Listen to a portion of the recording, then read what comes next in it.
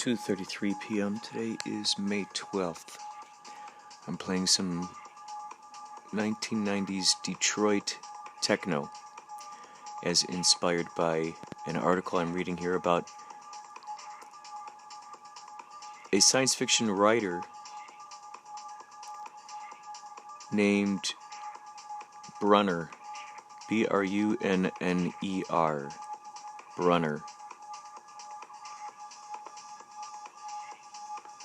Let's see.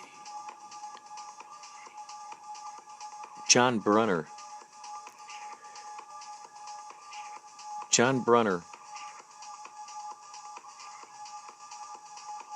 There's a lot he predicted that basically happened by, this was something he imagined what would be happening in 2010. And a lot of this stuff they're showing he predicted.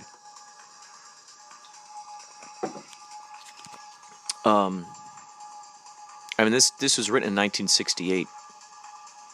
And so in this article, they talk about how the music that he predicts... Let's see. He said that future society seems rather familiar today. For example, it features an organization very similar to the European Union. It casts China as America's greatest rival. Its phones have connections to Wikipedia-style encyclopedia. People casually pop Xanax-style tranks. Documents are run off on laser printers, and Detroit has become a shuttered ghost town and incubator of a new kind of music, oddly similar to the actual Detroit techno movement of the 1990s. So I decided to listen to some 1990s Detroit techno. I gotta say, it sounds pretty cool. I'm going to give credit to this YouTube channel here. This is YouTube channel Gregor's Sound Home. This is called Techno vs. Detroit Vinyl Mix. Let's see here. This was Pascra, Pascra at Sound Home with random THT.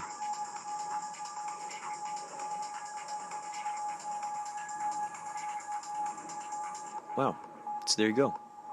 Oh, yeah, there you go. Bunch of different stuff.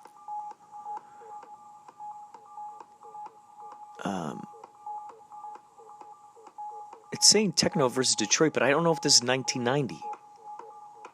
Anyway, I had this idea for a movie. I thought it'd be kind of funny and kind of interesting, where you got this movie where a person they suddenly get very dizzy. Maybe they're at a theme park, but they're at a public place, where there's a lot of maybe outdoor seating, places to sit, even things that could end up becoming unconventional seats, things that you wouldn't expect would be a seat.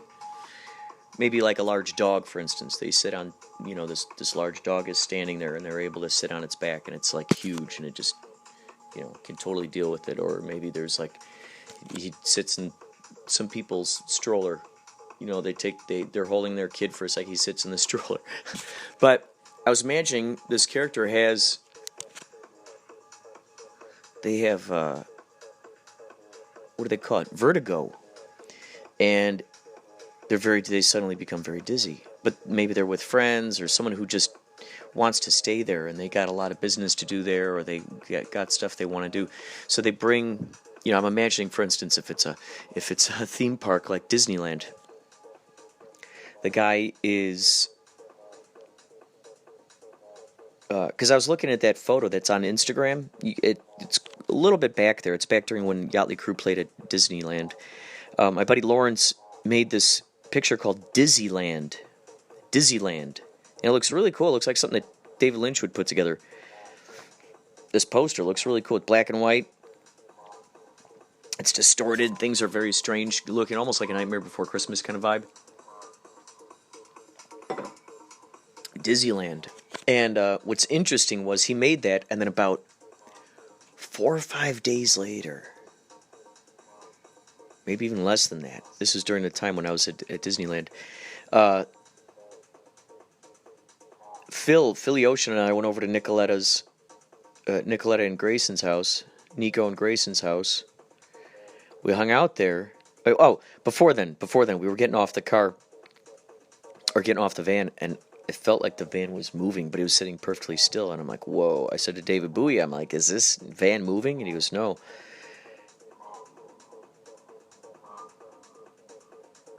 And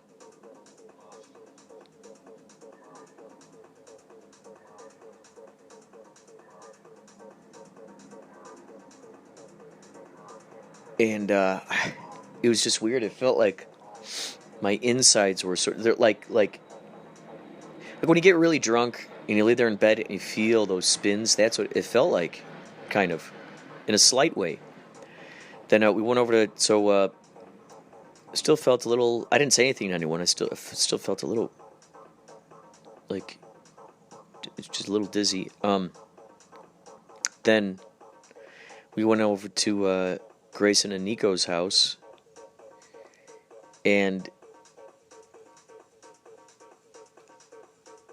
I ended up getting very nauseous, throwing up in the middle of the night, being very nauseous, throwing up in the morning, being very nauseous and dizzy. And so that day, while we were at Yachtly Cruise at Disneyland, I was dizzy. I was very dizzy that day. I didn't drink any coffee. I ate something a little bit later. I was being very careful with my movements. I was being very minimalistic that day. And they gave me the nurse, because they got a nurse on hand on deck over there at Disneyland. They got an entire pharmacy. I mean, it's an entire land. It really is a village. Everyone's got their own thing going on. Everyone's doing what they're doing. I mean, it's like, it's like Truman Show. Everyone's there, entered into a Truman Show type of arena. It's really intriguing when you think about it. So a nurse showed up. She looked me over. She said my blood pressure was really low, and that could have contributed to why I was dizzy. And my theory was maybe I'm usually drinking coffee. Maybe my blood pressure is fast because if you drink coffee, you get hyper. Well, do you get hyper because your blood moves faster? Is that why? I don't know. I'm ignorant in a lot of this stuff. I need to learn some more if I truly want to learn about this. I even took a Dramamine before I went up to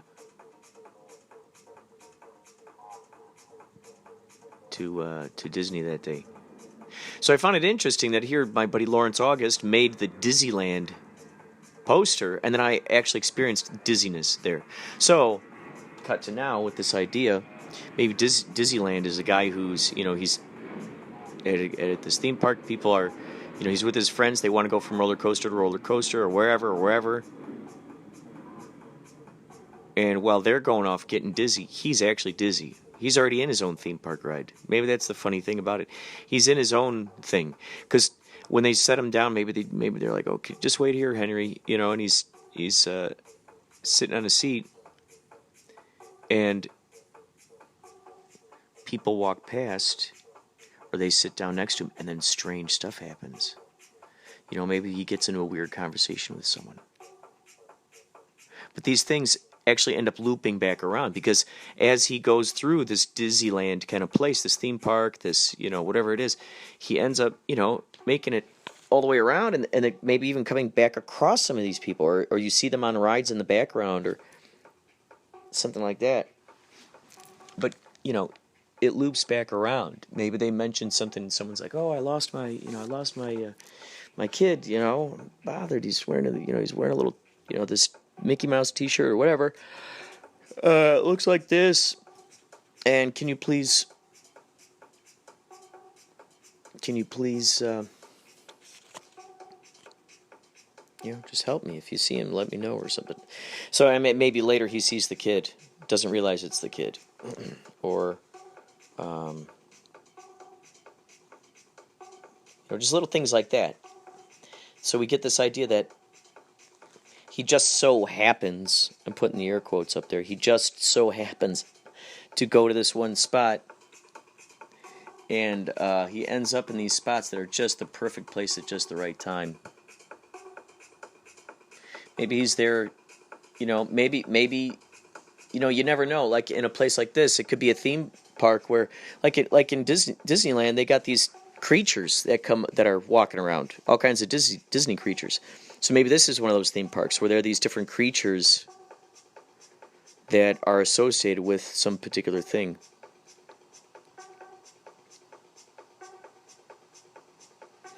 So maybe you never find out what the name of the theme park is.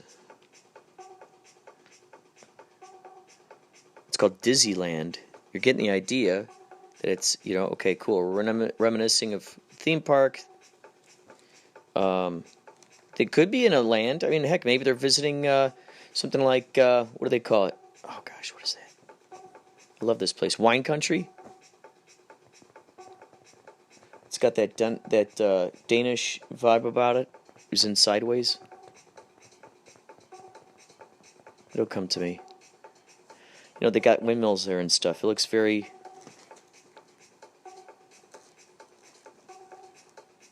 or Dutch, maybe. Heck, maybe, yeah. At this theme park, there are just these different characters that are walking around. So every once in a while, one of them will sit down next to him, talk to him about something, and you don't know whether this is going in his head because he's dizzy, or is he hallucinating? Is this really happening? That's part of the fun thing. Then eventually, someone he knows comes up. They're like, "Oh man, that was a great ride!" And you hear him talking about how cool the ride was and how interesting it was, and maybe it has parallels to the experience that the person, who has vertigo. We never say they have vertigo.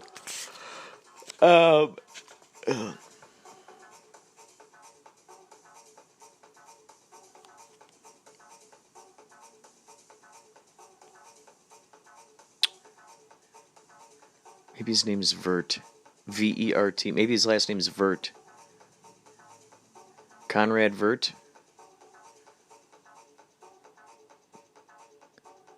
Convert? Oh, wait. Vert. No, we want vertigo. We want the vert. I see the I go part. Okay, so they could say, what do you got, a vertigo or something? Vert. I go. Igor Vert. Iggy Vert. Vertigi. Iggy Vert. Ichabod Vert.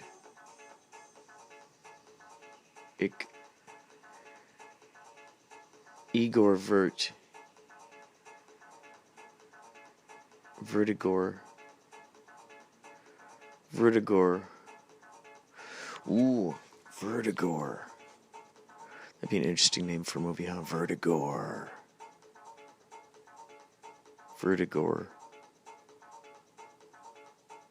Maybe that could be a premise where, like, maybe mad scientist, he creates a drug or something that makes these people dizzy.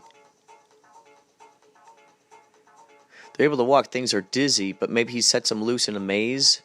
They got to find their way out before they get killed. Maybe they don't know. There's a killer let loose, or maybe it's like, hello, my amazing friends. So maybe the genre is Vertigor. I don't know. The name of it, Vertigor? Maybe that's what it is, Vertigor. But I like how he calls them my... What? What did I just say? My amazing friends. Yeah, because he sticks them in a maze. Does he start... Ooh, do they have to get to the center? Or do they start in the center and they have to get out?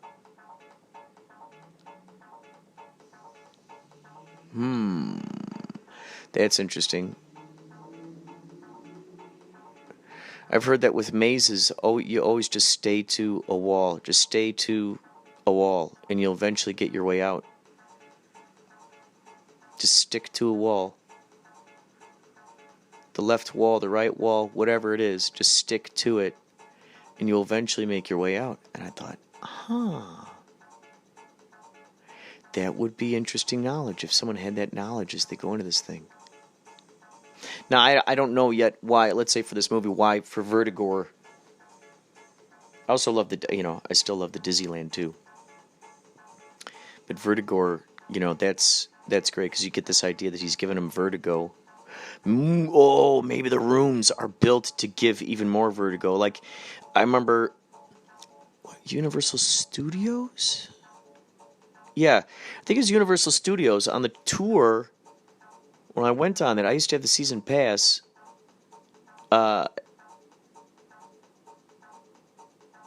And maybe I'll get another season pass. That'd be great. During the tour, they take you through the Egyptian. What do they call it? The Egyptian, not Egyptian tomb. Egyptian something. I think they.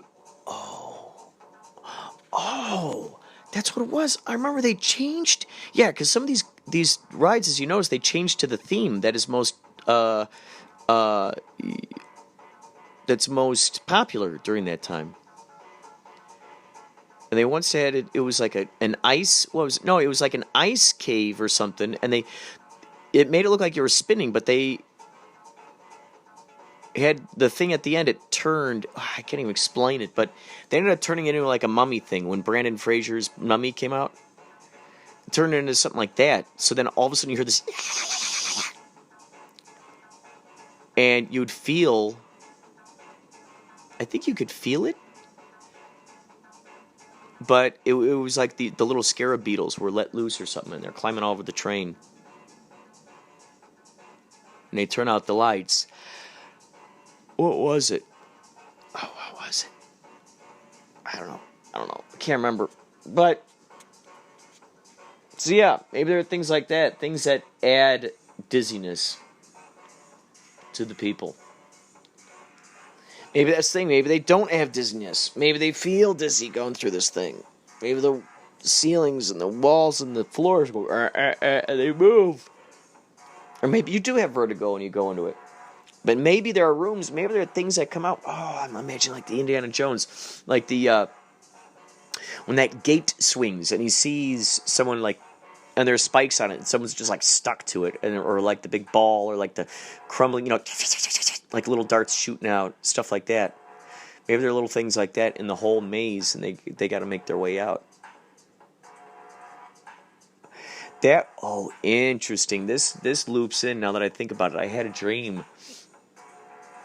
I don't know if I talked about this dream or not, but the dream, the piece that I was involved with, and then I just had this feeling of it turning into something,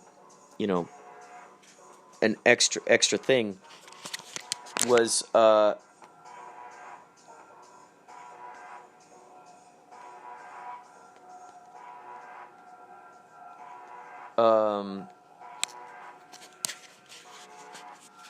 it was a room, and there was a tubing coming from the ceiling. It was like rubber, and it had what looked like kind of like a beach ball.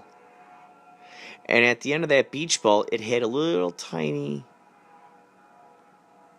hole. So you got the idea that it was draining out.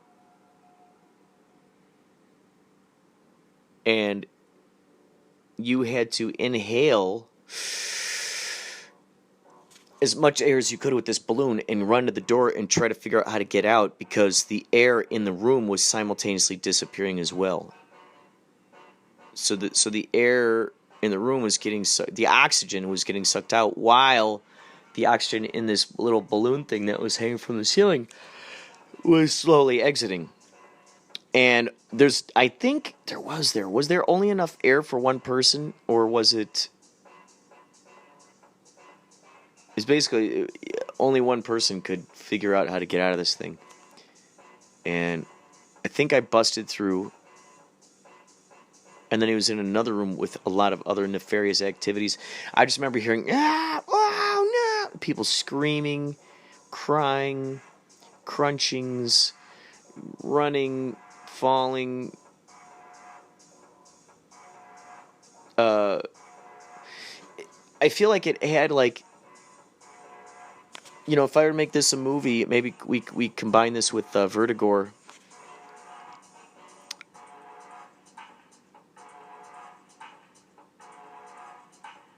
When I mention this to someone and they go, oh, it sounds like Hostel. I've never seen Hostel. I've seen the trailer for Saw. There are bits of the saw in this, I can imagine. So I don't know if these people just wake up in the rooms as they are, kind of like in the Cube. You ever seen the Cube? Like that, where each of these people wake up and they got to solve, like, okay, what are we doing here? What are we doing? I don't know if it'd be like an escape room type of thing. Ooh, Vertigore. Maybe it's like one of those escape rooms. Maybe that's what it is. Oh, this is interesting. Check out what's coming through this. Are you there? Are you there? Interesting. So maybe some crazy mad scientist guy builds this whole maze of just these terrible object things that are in there that could kill you. Now let's say eventually you get out, what then? And so that was the other thing I was imagining. If someone gets out at the end, alive, how alive are we talking? Are they missing an arm? Are they missing an eyeball? Are they missing half their skull? Are they barely holding it together? So it's funny for someone who considers themselves one of the good guys. I know I can make some really gnarly horror films. I don't even like watching horror films, and yet somehow I've been involved with making. You are listening to Inspirado Projecto. Get ready. What are your thoughts on Salvador Dali as film producer using surrealism, both as one who was contracted by other film directors and who eventually used film to progress his surrealist beliefs? Thank you, man, behind the machine, for that awesome question about Salvador Dali. Wow. The first time I saw Un Chien Andalou was at Columbia College.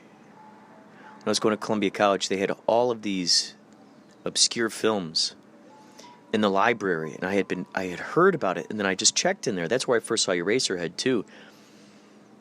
It turned out in the library there it was, so I saw Un Chien Andalou right there, and it was magnificent. Around that time I was reading a biography about Salvador Dali. I believe it was called Persistence of Memory, perhaps.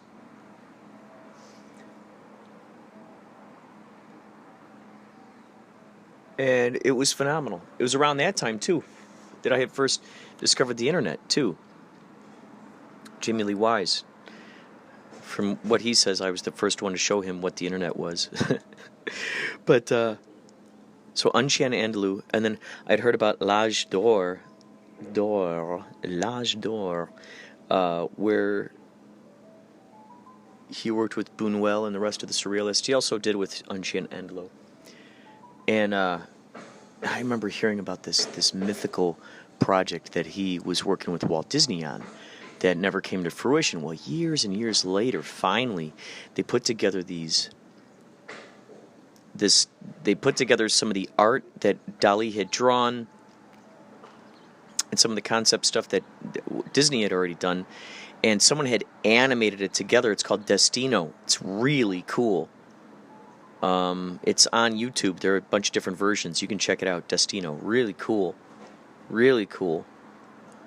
And looks here like it actually, 2003 they finally brought that out into the world.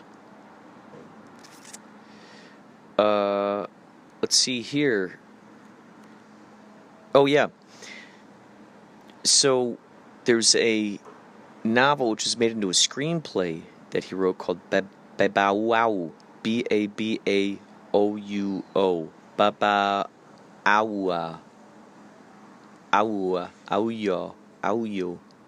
Oyo. Babauyo. Babuyo. Yuo. Baboyo. Babuyo. Babauyo. Babauyo. It looks like he made something here called The Insect Trainer, and they made a video of it in 1994. I'm curious what that's all about. L'Âge d'Or, that one, I remember Jimmy Byron first telling me about it, and he saw it in a film class at Columbia College, and I guess they shot a goat. They wanted to have a goat falling off a cliff, and so they shot a goat from, you could see the puff of smoke off screen. Apparently they shot a goat off screen. Unshenandalo, of course, is with the famous scene where they cut into the woman's eyeball and they do a close-up. I'm not going to say anything more about that. Just check that out yourself. I am curious about this insect trainer here. Looks like he helped out with the art department for something called Looney Tunes Back in Action.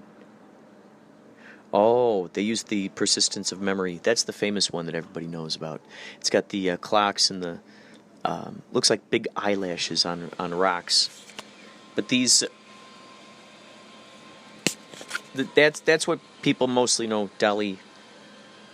Apparently they used it in maybe in a background of a cartoon or something. Father of the Bride. Ah, he was designer of the dream sequence. Interesting. 1950, Father of the Bride. Spellbound, which I believe was a Hitchcock movie. Dream sequence, based on his designs. Moontide, Nightmare sequence designer, set designer, 1942. Interesting. His the thing he directed was, I'd never heard of this, Impressions de la Haute Mongolie. Impressions de la Haute Mongolie. Maybe that's not French, maybe that's Spanish. Impression de la Haute Mongolie. Costume designer Don Juan Tenorio. Interesting. So here are some of these things I just got to check out.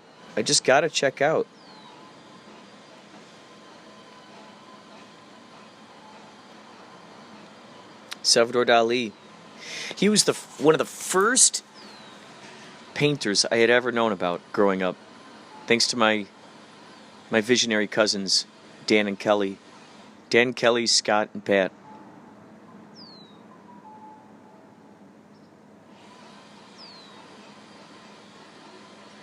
Scott and Pat were in bands together. Kelly and Dan were music aficionados. So Dali, they were huge Dali fans. They're huge Dali fans, and they're the ones who introduced me to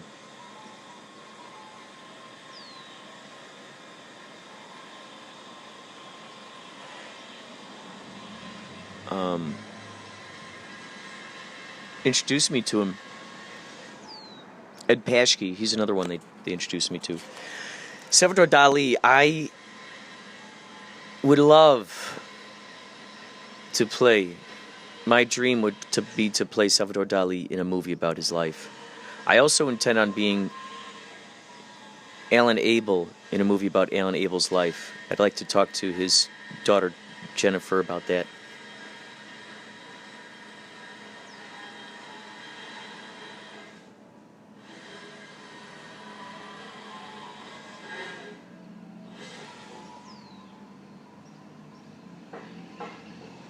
So, there you go, folks. Salvador Dali in the movies. I don't know if I've ever heard Lynch describe Dali as an influence or an inspiration. However, I've heard him say Franz Kafka. However, I cannot imagine Dali not being. He's got to be an influence. I wonder if Lynch has ever met Dali in real life. Did I just read in Room to Dream? Maybe I read in Room to Dream that maybe he did come across Dali. Maybe that's where I'm getting these ideas of Lynch and Dali. Remember one time I saw Lynch and Dali in the same photography magazine. His name was Helmut. I'm Helmut. With the umlaut over the U. This photographer, he had a picture of young David Lynch with Isabella Rossellini in there.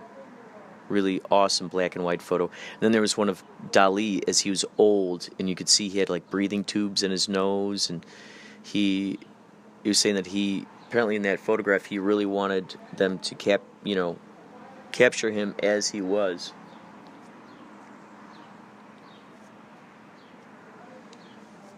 So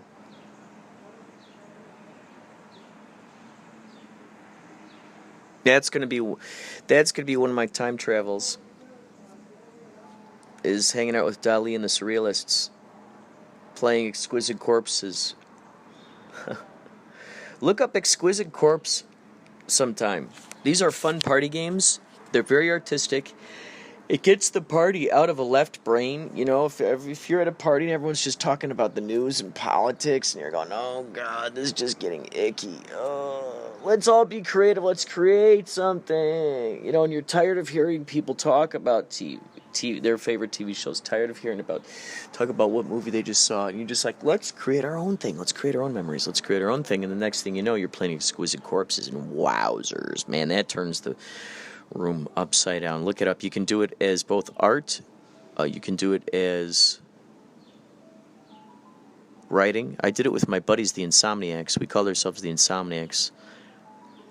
Me, Brian Wisniewski, Steve Wisniewski, those guys are twins. Phenomenal artists, phenomenal philosophers.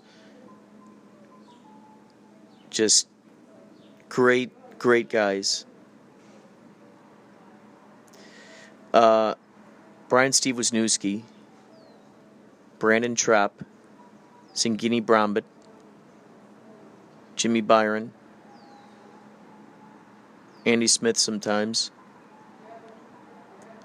Jeremy Polensky, Paul Sutton, Steve Zabel. Did I say Todd Zielinski?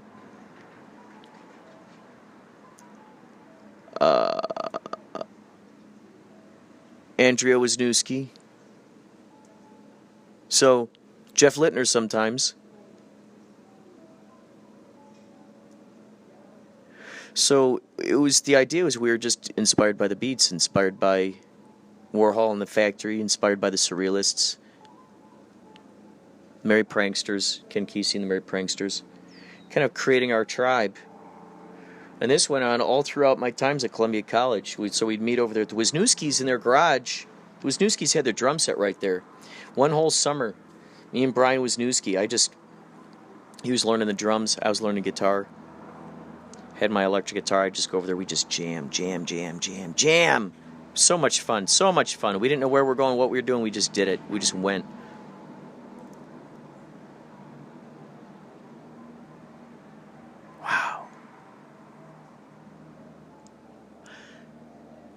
So we'd read our readings. Then once I learned more about guitar, I got a 4-track and I started recording into that 4-track device and then playing that there at the readings. And I'd miss a lot of the readings because I had rehearsals at the time, but I just loved hanging out with these guys and having this brainstorming, this whole brainstorming. And then we'd comment on each other's short stories and whatnot, and we comment on them, give constructive ideas. It's phenomenal.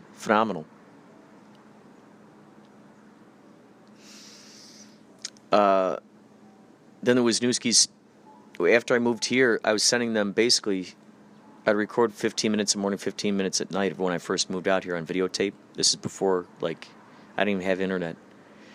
I was recording on videotapes, and I had a girlfriend, Trisha Howard, at the time,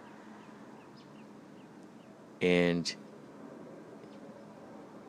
so we tried to have this long-distance relationship, and so I would send them these depressing videos. It's just me crying, going to sleep, waking up, it's like, oh man, and it must have just been embarrassing. Nothing was going on. Then I stopped doing that.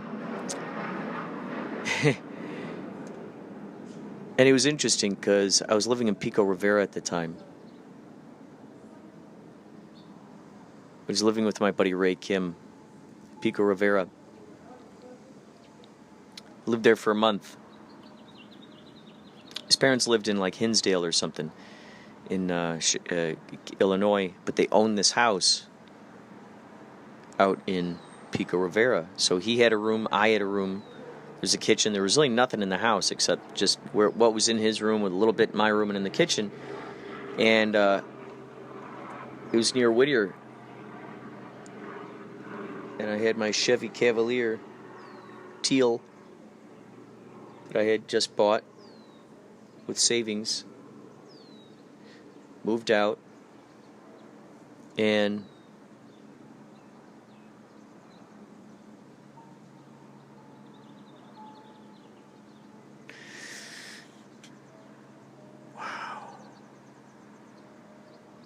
so yeah, I'd go up to Whittier. I'd use their internet to send emails.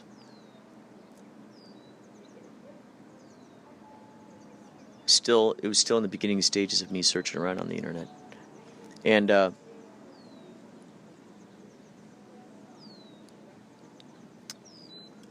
was going to this post office to send the VHS tapes, and it's so funny. Because little did I realize, around that time that I had come out to Whittier, 2000, come out to California from Chicagoland area, Carroll Stream, John Garside was starting to get little ideas for Max Neptune. And little did I realize that, I'd end up auditioning for him for this retro sci-fi film.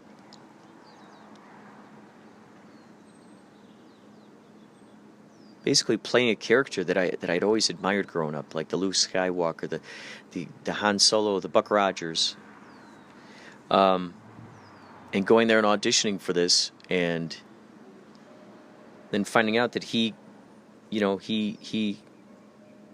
up moving to Whittier. I mean, it's just interesting stuff, and Max Neptune takes place in Whittier, future Whittier. So Whittier, Mr. Turetsky, are you listening? Whittier, yes. Whittier, welcome to welcome to Whittier. Oh yes, we've got puns.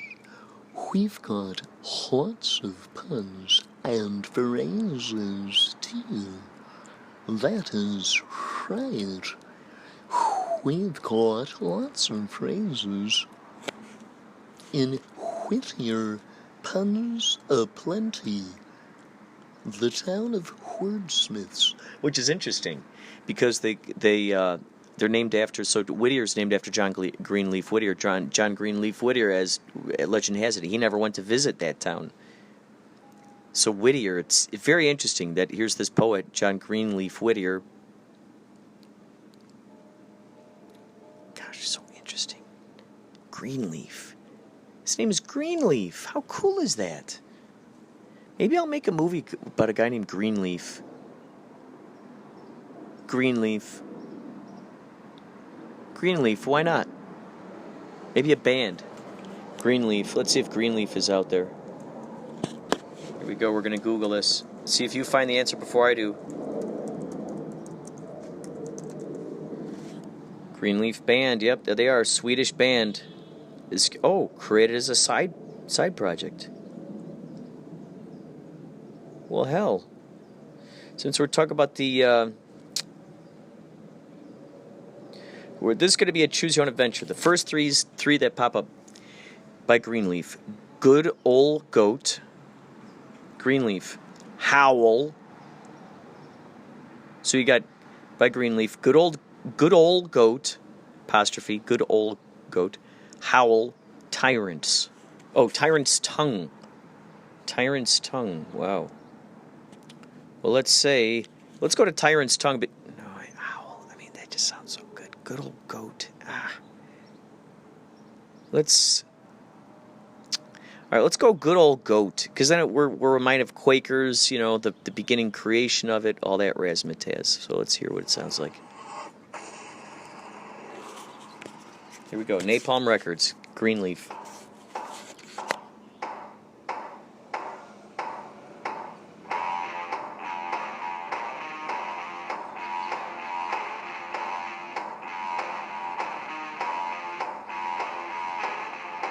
Oh my God, I gotta say, there are butterflies in this, and I was just talking with my friend Samantha about the butterflies that she has in her screenplay, and the guy in this video that they just started with, he looked like one of the Wisniewskis with a beard.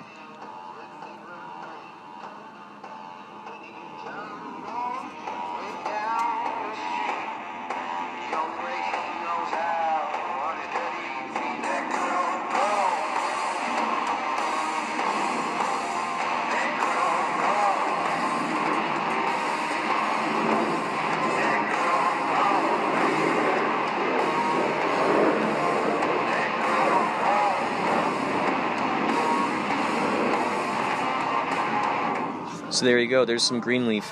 It's actually a funny video, these guys. It's got some black keys to it, right?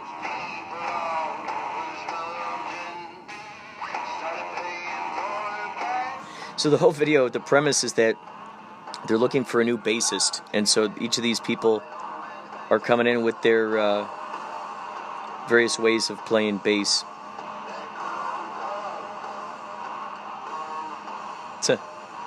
It's funny.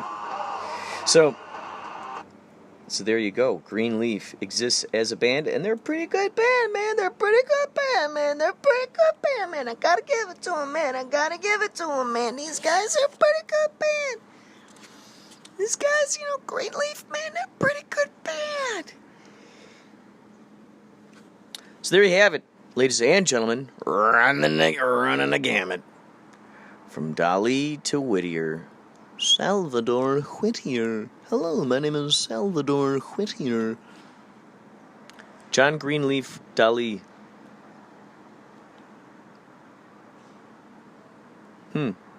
Dali Whittier. Salvador Greenleaf. Salvador Greenleaf. Huh. We might have something there. Okay, we might have something there. Check back for more updates later on. The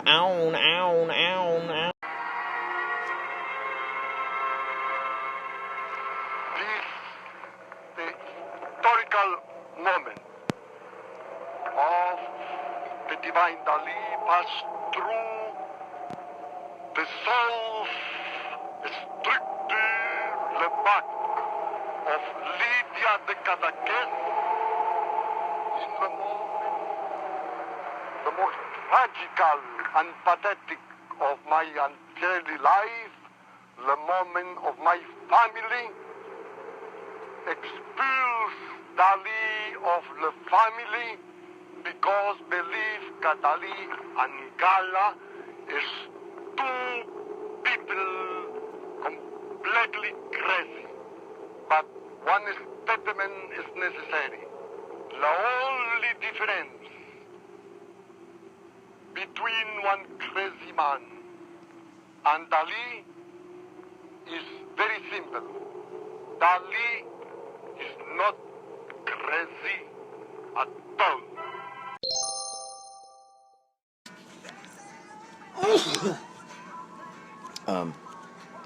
So a friend of mine on Twitter, who I knew from Bitstrips, Otter Disaster, he called himself. I found a video of Paul McCartney singing "Hey Hey We're the Monkees," and so I tweeted it to Mickey Dolenz, and I said, "Hey," something like, "Hey." I added Paul McCartney. And I said, "Hey, Paul McCartney, did you ever see Mickey Dolenz's? Did you ever hear his song from Christmas Party?" And it was "Wonderful Christmas Time, da da da da, wonderful Christmas Time." So I put that up there, and then Otter replied. He goes, "Whoa! Now that Peter Tork is gone," he said, "what if Ringo and Paul combined forces with Mike and Mickey?" And I said, "Oh my God, dude, could you imagine? We call it the Monkee Beatles." Monkee Beatles, dude. Holy shit. Can you imagine how powerful that would be? The Monkee Beatles.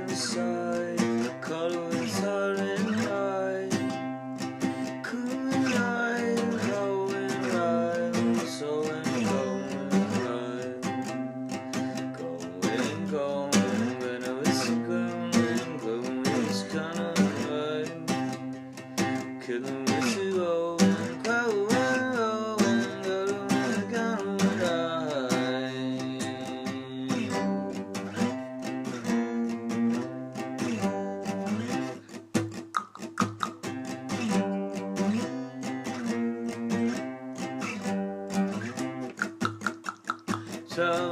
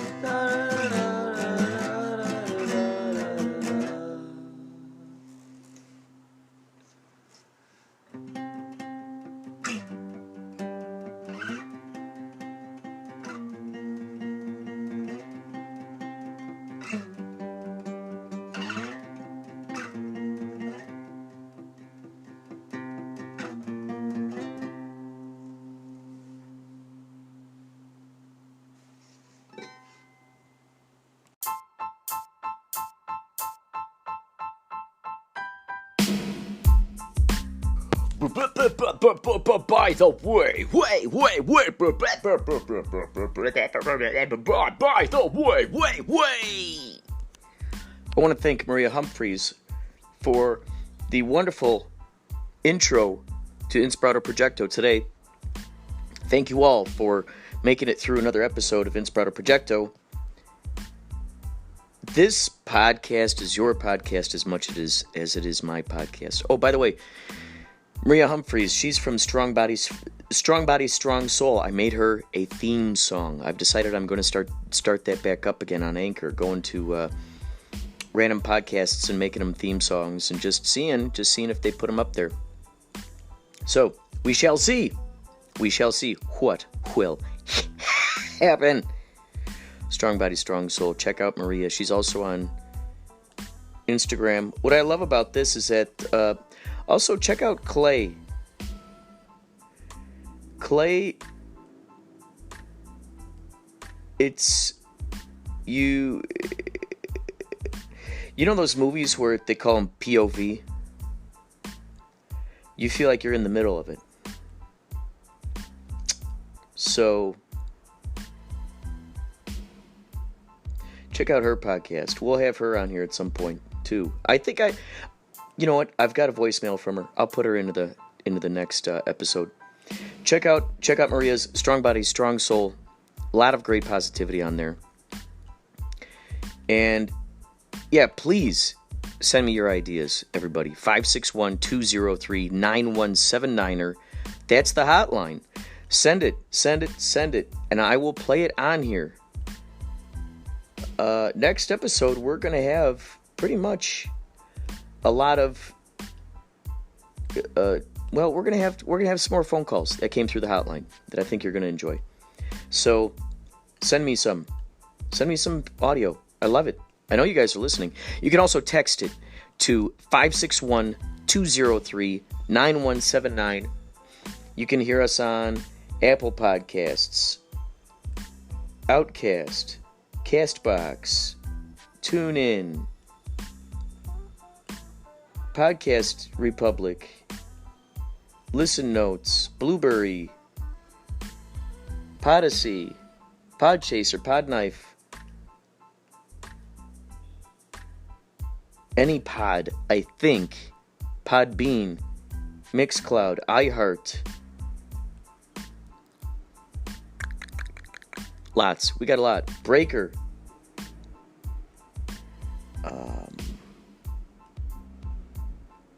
So, check them out. We're all over. We're even on your TVs. If you got apps for any of those things, you can actually listen to the podcast if you want.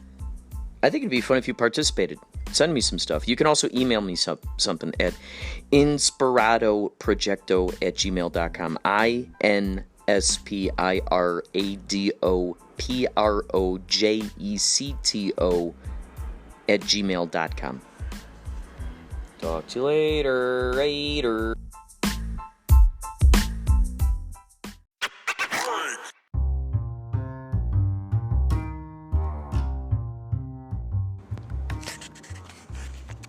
And now, a very important message from Christopher A. Ray. Here's his email address: www.0008@water.ocn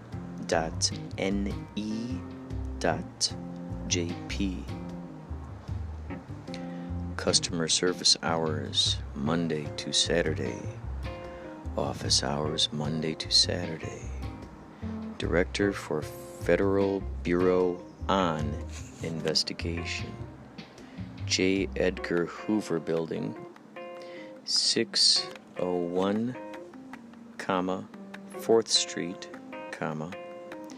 935 Pennsylvania Avenue, NW, Washington, D.C. 20535-0001, USA. They're attaching another email here. AWRAY101 at mail to, that's the number 2, mail to Washington.com. And now for the very important message. Dear beneficiary, we hope this notification arrives meeting your good health and mind. A series of meetings have been held over the past 7 months with the Secretary General of the United Nations Organization. This ended 3 days ago. This meeting was scheduled and arranged by the former acting director of the Federal Bureau of Investigation. It is obvious that you have not received your fund, which is to the tune of $10.3 million. Oh, I see. To the tune of $10.3, capital M, parenthesis, end parenthesis. And it says, million, due to past corrupt governmental officials who almost held the fund to themselves for their selfish reason, and some individuals who have taken advantage of your fund, all in an attempt to swindle your fund, which has led to so many losses from your end and unnecessary delay in the receipt of your fund. For more information, do get back to us. The National Central Bureau of Interpol, enhanced by the United Nations and Federal Bureau of Investigation, have successfully passed a mandate to the government of the states the exercise of clearing all foreign debts owed to you and other individuals and organizations who have been found not to have received their contract sum, lottery, / inheritance, period. Lowercase w. We are happy to inform you that based on our recommendation, your outstanding contract inheritance funds of overdue payment in tone of USD $10.3, capital M, ending parenthesis, has been credited in your favor in Clarion Bank.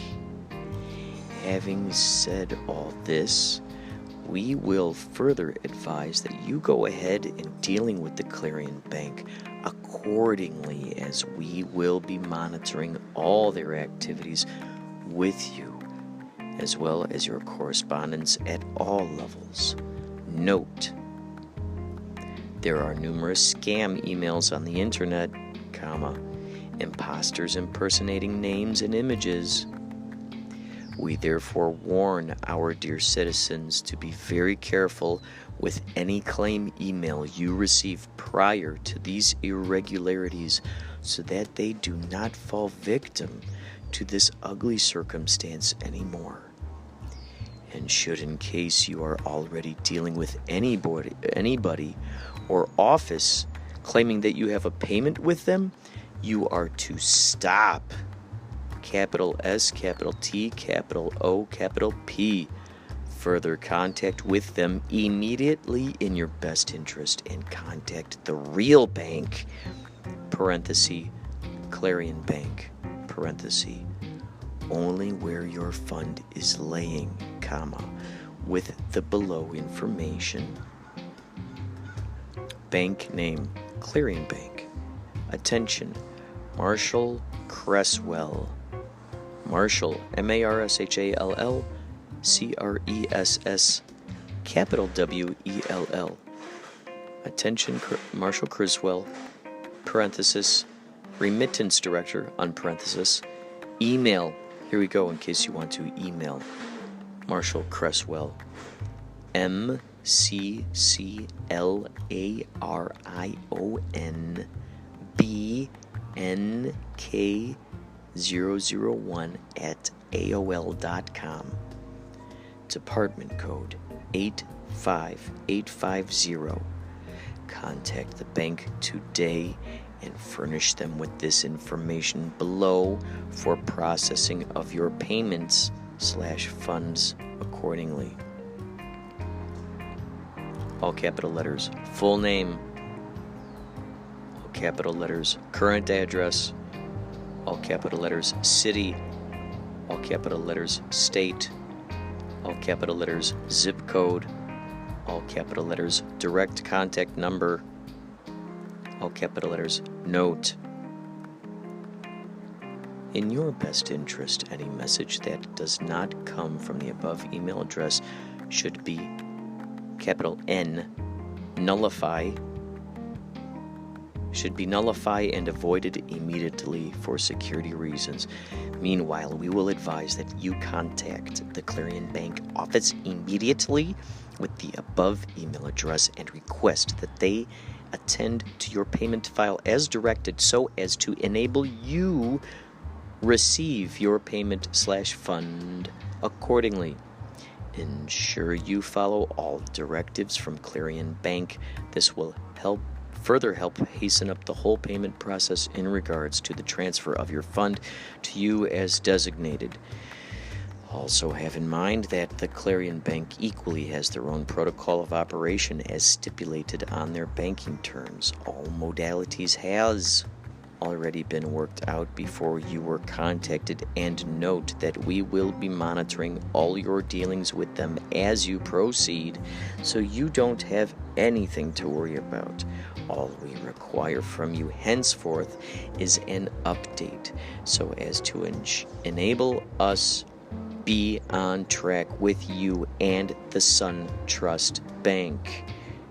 Without wasting much time, we will want you to contact them immediately with the above email address and phone number so as to enable them attend to your case accordingly without any further delay, as time is already running out. Should in case you need any more information in regards to this notification, feel free to get back to us via email so that we can brief you more, as we are here to guide you during and after this project has been completely perfected and you have received your payment/fund. As stated, thank you very much for your anticipated cooperation. All capital letters. Best regards, Christopher A. Ray, Director, Federal Bureau on Investigation. Email AWRAY101 at mail2, that's the number 2, mail2washington.com. So if you want to reach out to these guys, you want to know where your big money is, ask them. I'm sure they will know.